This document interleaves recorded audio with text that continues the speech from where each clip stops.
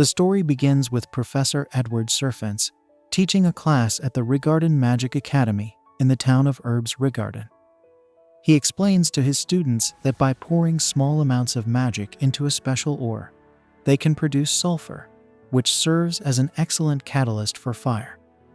Curious to see this in action, Professor Serfens asks if anyone can demonstrate the process. He specifically calls on Will Serfort to perform the task.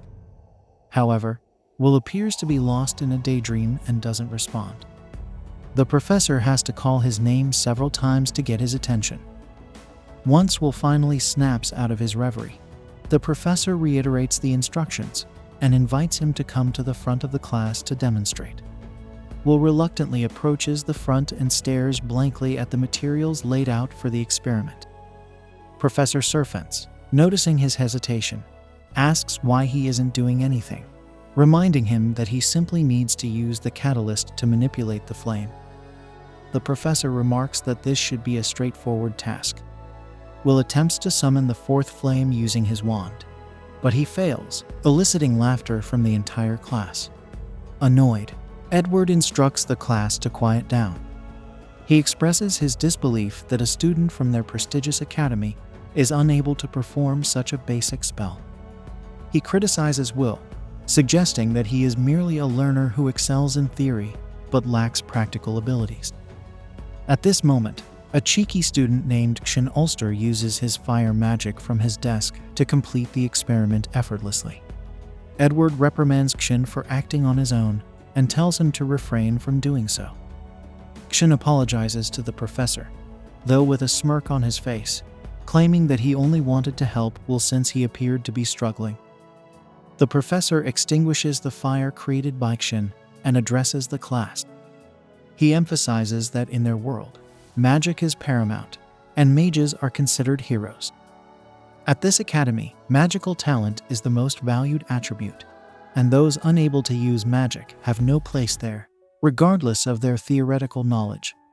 He concludes by stating that those who cling to unattainable dreams should leave the academy at once. After the class ends, we see Will standing outside the classroom. Kshin, accompanied by two of his cronies, approaches Will and taunts him, mentioning that he heard Will had gone to the dungeon again and questioning if he isn't embarrassed to gain credits by defeating weak monsters. Before Kshin can continue, a girl named Colette intervenes and tells Kshin to stop bothering Will.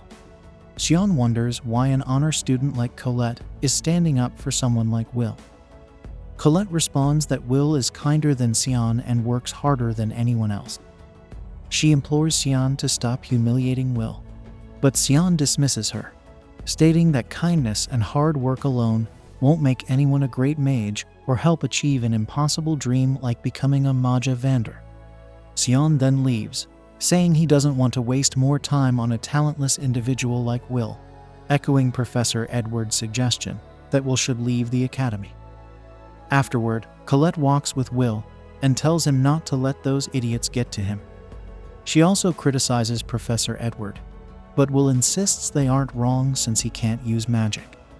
He remarks that he's lucky to have a cute girl like her worrying about him, which embarrasses Colette. She wonders how he can say such things so calmly. Colette tells him that flattery won't get him anything from her and advises him not to speak to other girls like that. Will apologizes, confused by her anger, explaining that he was taught to praise girls when he was little. He assures her there's nothing wrong with it since she is genuinely cute. Colette, flustered, tells him to stop talking. Colette then reminds herself to stay composed, as she is the daughter of a noble household. Noticing Will looking at the sky, she comments on its beauty. They observe a giant tower in front of them, where the world's 5 greatest wizards, the Maja Vanders, reside. Will notes that the Maja Vanders are up there, holding up the sky for them today as well. The story then explains that long ago, the people of this world were trapped in darkness and unaware of the sky. They lived in fear of the celestial host until 5 wizards emerged to stand against them. These wizards worked together to drive back the invaders and sealed the sky, bringing peace to their world. These 5 became known as the Maja Vanders, a title passed down through the ages, inspiring every mage to dream of attaining it. Colette asks Will if the hallowed Ice Maiden Albis Vina is watching over them today. Will agrees, reminiscing about his past with Alfrea Albis, known as the Ice Maiden. Alfrea, his childhood friend, had told him about the sun and moon in the real sky, and that they could see a beautiful sunset that turns everything bright red. She said it was the prettiest sight in the world and promised that if they became Maja Vanders, they could go to the top of the tower and see it together. Will recalls that it was a promise made between kids, but Alfrea truly became the youngest Maja Vander in history and reached the top of the tower. Despite lacking talent himself, Will remains a dreamer who can't give up on that promise and still wants to stand beside her. The scene then cuts to Professor Werkner reprimanding Will, who tries to calm him down. Werkner is exasperated that Will ventured into the dungeon again, especially going as far as the 7th floor. He warns Will that at this rate, he's going to get himself killed one day. Will apologizes and asks if he managed to earn the credits. Werkner gives him a stern look, but confirms that Will defeated an evil guard, awarding him 2 credit points. Will is elated to hear this, along with his cat, Kiki. Werkner then asks if Will is still dreaming of becoming a Maja Vander. Will wonders if that's so bad, and Werkner explains that to become a Maja Vander, he must first advance to the Upper Institute. This requires a substantial number of credits in spell work, writing, and praxis. Since Will can't use magic, he'll never earn spellwork credits. Will responds that this is why he's trying to accumulate as many praxis credits as possible. Werkner, however, tells him that it's practically impossible to advance solely on praxis credits, especially for someone who can't use magic. He doubts whether Will can even graduate from the academy. He points out that Will doesn't have enough credits to pass his next exam, and will need 4 more credits by the end of the week. Will realizes that he only has 2 days to earn those credits, and begins looking through his notes to find a monster worth 4 credits. Werkner offers a hint, mentioning that a Baskerville has recently appeared on the 6th floor, and no one has taken it down yet. Grateful for the information, Will hugs Werkner. Meanwhile, Sion, who has been eavesdropping, plans to hunt the Baskerville himself to get rid of Will from the school. The scene then transitions to Will on the 6th floor of the dungeon at night. He believes he can earn the 4 points easily, as he has fought a Baskerville before. Kiki, his cat, isn't too happy about this, recalling that she got burned by the Baskerville's breath attack last time. Will reassures her that they'll be more careful this time and asks Kiki to help him locate the monster using her nose. Afterward, we see Sion and his lackeys in the dungeon. They are confident that this time, they will get Will expelled from the academy. Without enough credits, Will have no choice but to leave. One of Sion's lackeys questions whether it's wise to explore the dungeon with only 3 people. Sion, irritated by this doubt, glares at him. His lackeys quickly switch to false praises to stay on his good side. Determined, the trio moves forward, with Sion thinking that those without talent have no place at their academy. Sion attempts to cast a locate spell to find the Baskerville, but before he can, another monster ambushes them, sending one of his flunkies flying and injuring him severely. The other flunky screams in terror. Hearing the scream, Will rushes toward the sound and sees Sion struggling against an evil sentinel, a monster worth 10 credits. Will is shocked, knowing that sentinels usually reside on lower floors. Sion's fire spells are ineffective against the sentinel, and he is clearly panicking. Will realizes the monster is too strong for Sion. He hesitates, contemplating whether he should help Sion, who has always ridiculed him. He remembers Alfrea's words, calling him the kindest and bravest person she knows. Despite feeling pathetic, he decides to act and blocks the sentinel's attack just as it is about to strike Sion.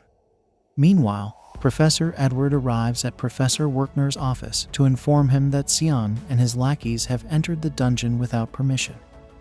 He asks Werkner to send his familiar to locate them. Werkner inquires about their location and, upon learning they went to the 6th floor, states there is no need to worry. He uses the crystal on Kiki's head as a relay to see what's happening in the dungeon through a larger crystal. Back in the dungeon, Will fights the sentinel. Despite landing several blows with little effect, he finally manages to slice off the monster's finger. The sentinel retaliates, but Will dodges and parries its attacks with incredible speed, confusing the monster. He stabs the sentinel, making Xian question if this is really the Will he knows. Edward is also surprised, and Werkner explains that Will is an outlier. He possesses superhuman strength, greater than that of a mage, and the resilience of a dwarf. His observational skills allow him to memorize attack patterns after seeing them just once.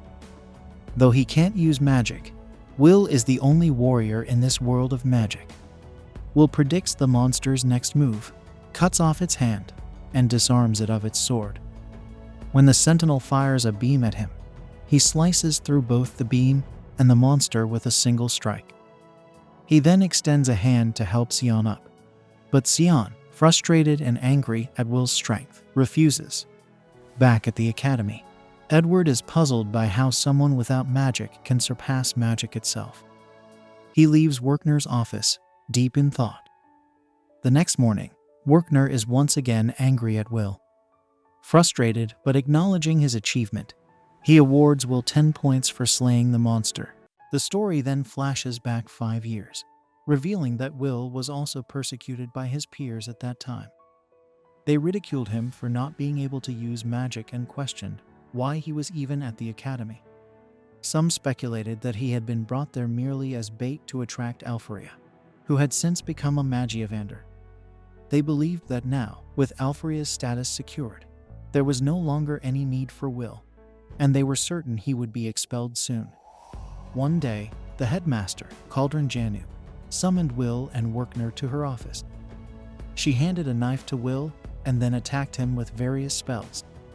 Will protected Werkner, slicing through the spells one by one. Werkner was awestruck by Will's skill, and the headmaster laughed.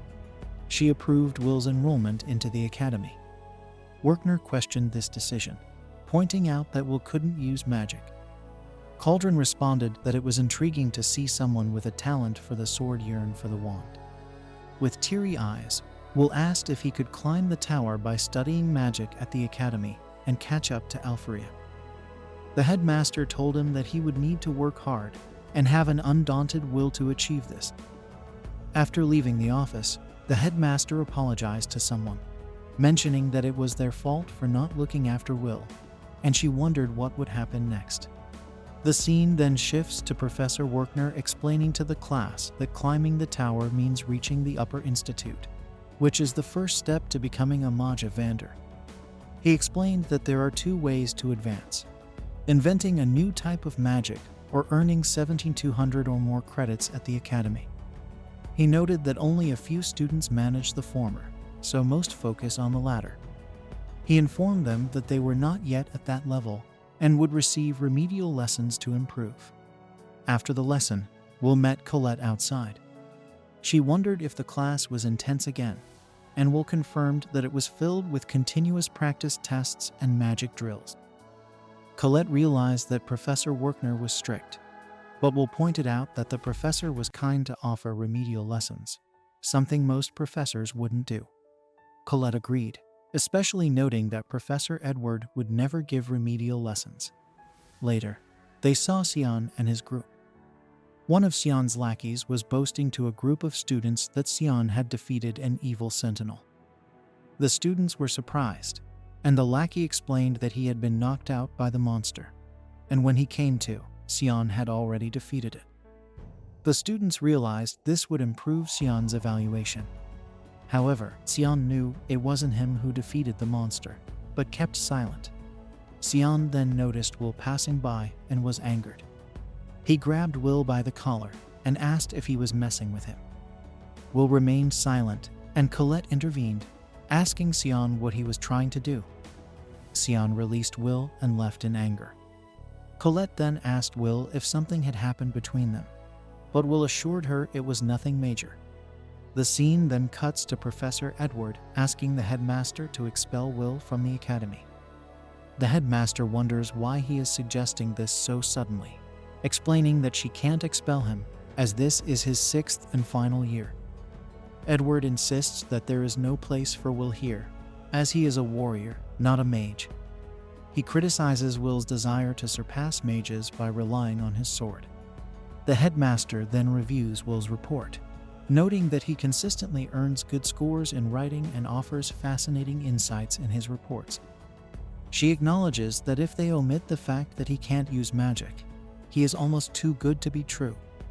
She argues that even if Will can't become a magia vendor, he can still be an artificer or a healer, highlighting his endless possibilities. She emphasizes that the goal of the academy is to produce learned individuals for the fated day. Edward understands this, but points out that the problem is Will's aspiration to become a magia vendor, not anything else. The headmaster agrees that this is a problem and tells Edward to test Will himself. She declares that if Will fails the test, his fate will be in Edward's hands. Edward, with a mean look, wonders if she is sure about this, and she affirms it.